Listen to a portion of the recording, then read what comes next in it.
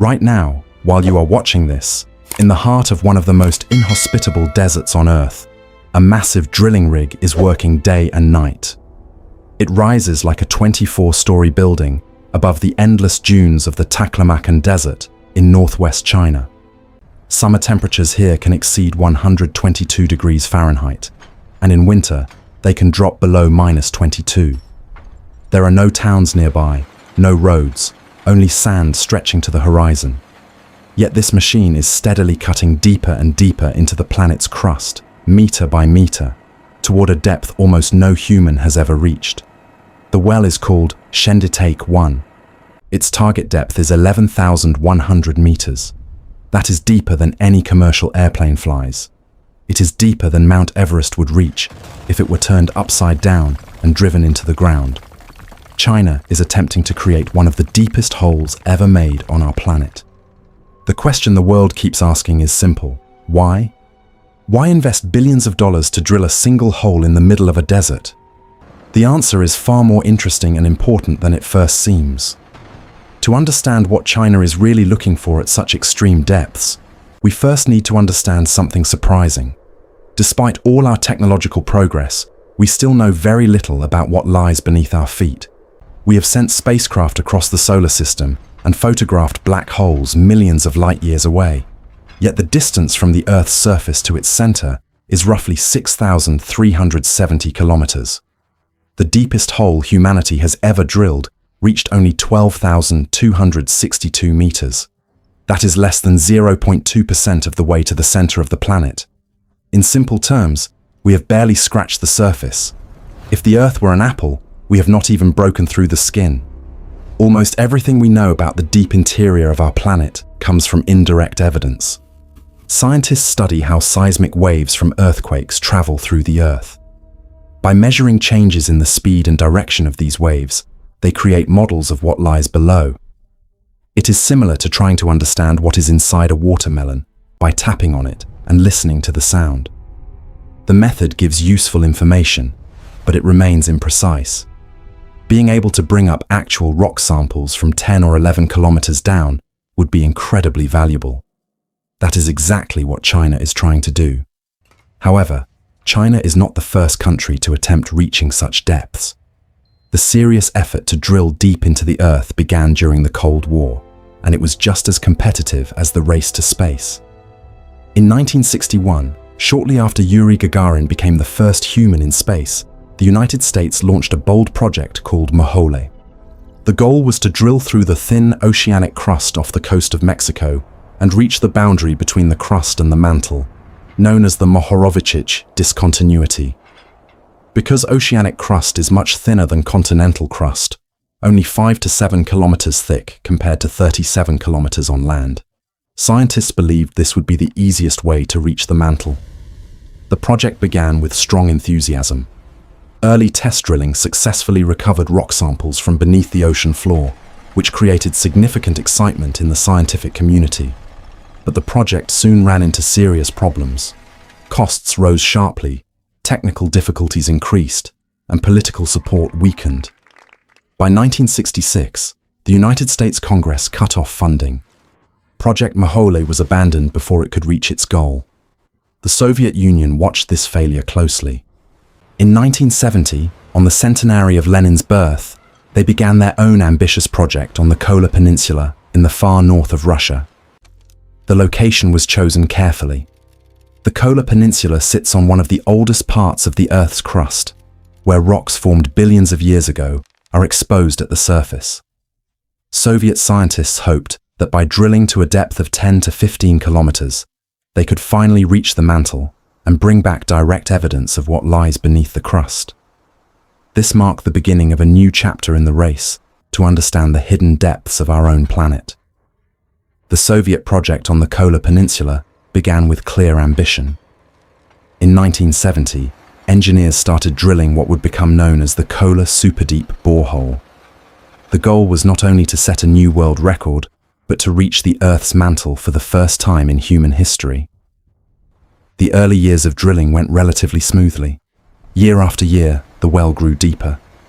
By 1979, it had already passed 9.5 kilometers, breaking the previous record held by an American well in Oklahoma. Progress continued steadily. In 1983, the depth reached 12 kilometers. Soviet scientists were confident they were close to achieving something historic.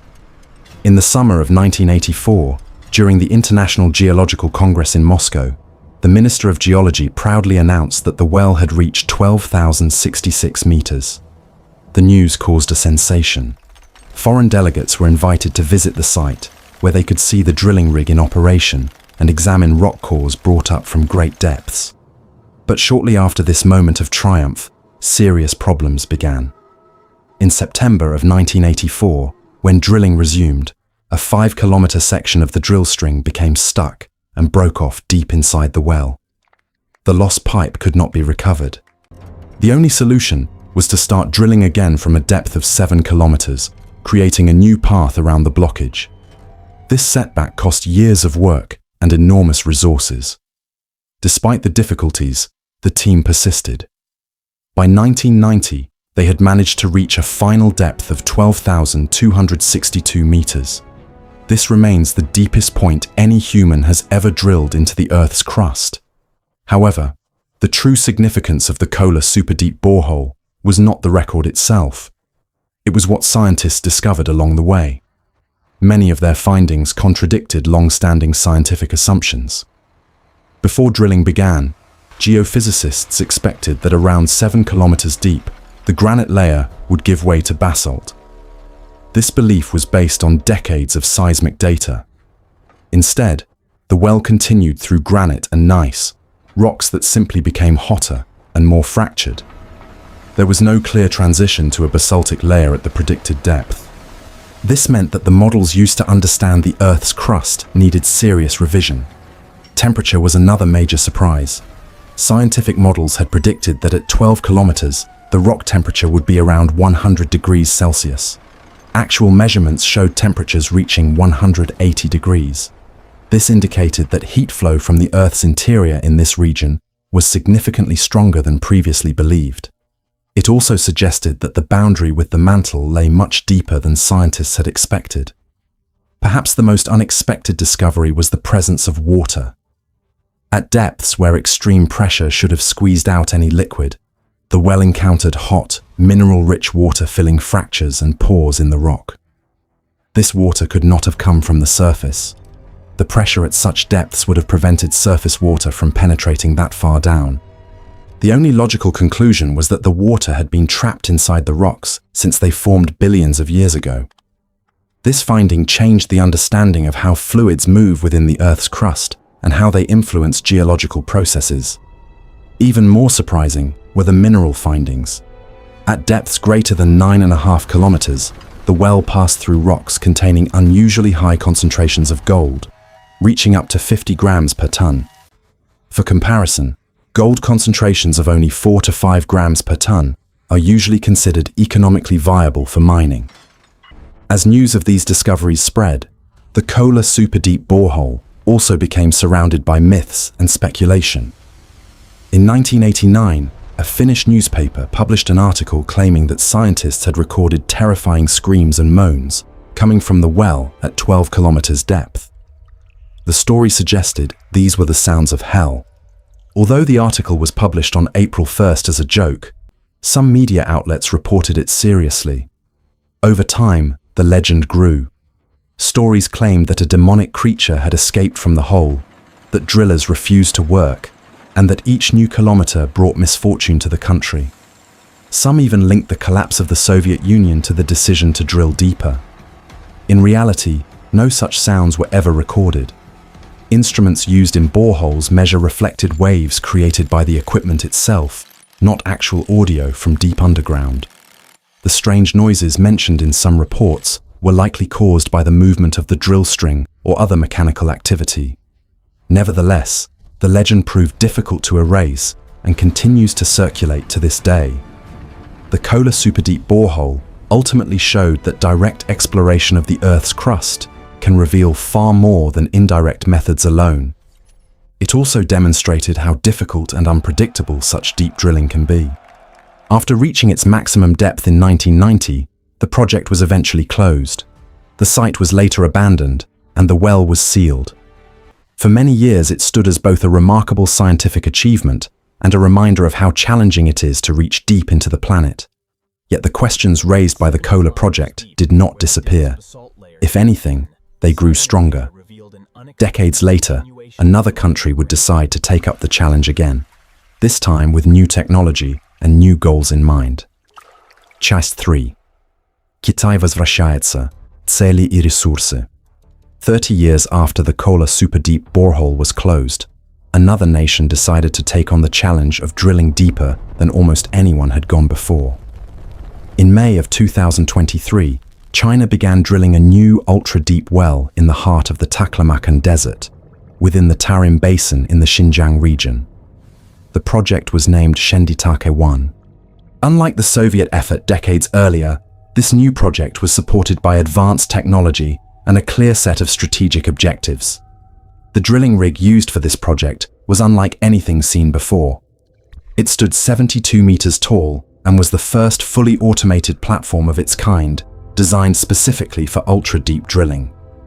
Its top drive system had a lifting capacity of 900 tons. This level of automation allowed engineers to maintain precise control over the drilling process, even at extreme depths. On March 4, 2024, the well passed the 10,000-meter mark, an achievement that was broadcast live on Chinese state television.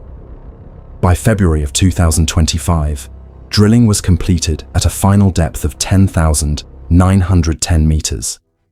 This made Shenditake One the deepest vertical well in Asia and the second deepest in the world, surpassed only by the old Kola record. Reaching this depth was an extraordinary engineering achievement. The final 910 meters alone took approximately 300 days to complete. One of the lead engineers compared the experience of drilling at such depths to driving an enormous truck along two thin steel cables. The conditions at 10 kilometers underground are extremely harsh. Temperatures exceed 200 degrees Celsius, and the pressure on the rock is immense. Any small mistake in steering the drill bit can cause the entire string to become stuck, as happened so dramatically at Kola in the 1980s. Chinese engineers had studied those earlier failures carefully and built systems capable of making real-time corrections with millimeter accuracy. But why did China invest so heavily in this project? The answer lies in a combination of energy needs, scientific goals, and long-term strategic interests. The first and most immediate reason is the search for oil and gas. The Tarim Basin is China's largest region containing deeply buried hydrocarbon reserves. More than 60% of the country's ultra-deep oil and gas resources are located here, beneath thick layers of sedimentary rock that reach 10 kilometers and more. China is the world's second largest consumer of oil and its largest importer. Dependence on foreign supplies, particularly from the Middle East and Russia, creates a significant strategic vulnerability. Every barrel of oil or cubic meter of gas produced domestically reduces that dependence. Previous exploration wells had already shown that oil and gas exist at depths greater than 8 kilometers in the Tarim Basin. Shenditake One was designed to confirm whether commercially viable reserves could be found at 10 kilometers and deeper. The second major reason is geothermal energy. At depths of 10 kilometers, rock temperatures regularly exceed 200 degrees Celsius. This heat represents an enormous and almost unlimited energy resource. If it can be harnessed effectively by pumping cold water down and bringing superheated steam back to the surface, it could provide a stable source of clean energy that does not depend on weather or time of day. According to estimates from the International Energy Agency, the geothermal energy contained in rocks between 5 and 10 kilometers deep is roughly 50,000 times greater than all known oil and gas reserves combined. The challenge has always been reaching those depths. China sees ultra-deep drilling technology as the key to unlocking this resource. In November of 2024, the country completed its deepest geothermal well to date on Hainan Island, reaching 5,200 meters and penetrating granite formed 250 million years ago. Data from Shenditake One is expected to support similar projects across the country. These two goals, securing domestic oil and gas supplies and developing deep geothermal energy, already provides strong justification for such an expensive and technically demanding project. However, China's ambitions for this well extend beyond energy alone. There are additional layers of purpose that make the project even more significant for the country's long-term development. China is not simply drilling one hole in the desert. It is creating an entire network of deep observation points across the country. In parallel with Shenditake One, another ultra-deep well is being drilled in Sichuan province, and dozens more are operating throughout the Tarim Basin. Each of these wells provides new data about the structure of the Earth's crust. Over time, this network could evolve into a sophisticated system for monitoring the lithosphere, something that has never existed before on this scale. This brings us to a larger truth.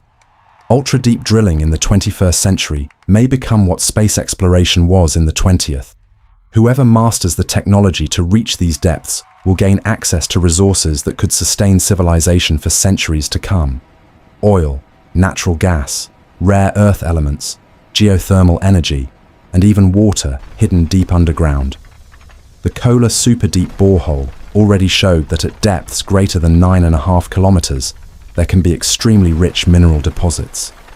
What China will ultimately discover at similar depths remains to be seen, but every core brought to the surface carries the potential for new knowledge and new opportunities.